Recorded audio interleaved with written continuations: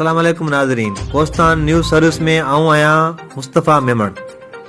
अॼु की breaking news ॾींदो हलां त थाणो बुलाखान शहर में सफ़ाई, पीअण जे पाणी ऐं ॿियनि मसइलनि जी शिकायतुनि ते मलिक सिकंदर ख़ान जूनियर टाउन इंतज़ामिया ऐं शहर जे मोज़िन सां गॾिजी शहर जे बस स्टॉप समेत मुख़्तलिफ़ इलाक़नि जो दौरो कयो।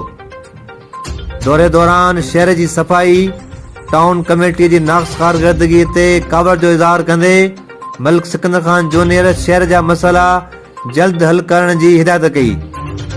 मलिक सिकंदर ख़ान जूनियर शहर के दौरे दौरान शहरनि जी शिकायतुनि ते वाटर सप्लाई के वालन वटि थियल कब्ज़ा फौरी तौर हटाइण की पिण हिदायत कई। मलिक सिकंदर ख़ान जूनियर शहर के दौरे का पोइ कोस्तान न्यूज़ सर्विस से ख़ुसूसी ॻाल्हि ॿोल कई है। अचो तो तव्हांखे उहा ॾेखारियूं।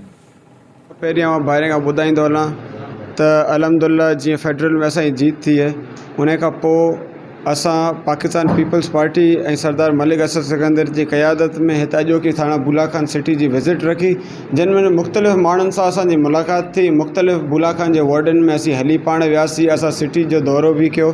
उनमें जेके माण्हुनि जा जाइज़ मसइला आहिनि असां उन जूं कंप्लेंट्स ॿुधो ऐं इंशाअल्लाह असीं पाकिस्तान पीपल्स पार्टी जी क़यादत में माण्हुनि जी ख़िदमत कंदासीं। उनजे पाणी जा मसइला, हेल्थ इशूज़, रोडनि जा मसइला, जेके अॻियां ईंदड़ बजट में जे अगरि का स्कीम वग़ैरह रखाणी त असीं हिते जे लोकल MPs खे उहे असीं निशानदेही कंदासीं। इंशाअल्लाह हिते हर माण्हू जे तावन सां ऐं भारियुनि जे तावन सां असीं इंशाअल्लाह माण्हुनि जी ख़िदमत कंदासीं।